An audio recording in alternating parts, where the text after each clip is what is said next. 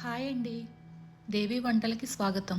ఈరోజు మనం ఆషాఢం స్పెషల్ మునగాకు తెలగపిండి కర్రీ ఎలా తయారు చేసుకోవాలో చూద్దాం. దీనికోసం ముందుగా 1 కప్పు మునగాకు, అలాగే 1/2 కప్పు తెలగపిండి తీసుకుని ఒక గిన్నెలో 2 కప్పుల నీళ్లు పోసుకోవాలి.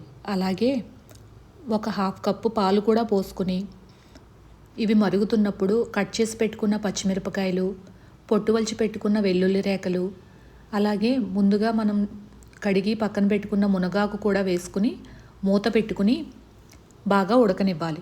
ఇవి కొంచెం ఉడికిన తర్వాత మూత తీసుకుని ఇప్పుడు తెలగపిండి కూడా వేసుకుని కొంచెం సేపు ఉడికిన తర్వాత ఉప్పు, పసుపు కూడా వేసుకుని కొంచెం సేపు మగ్గనివ్వాలి.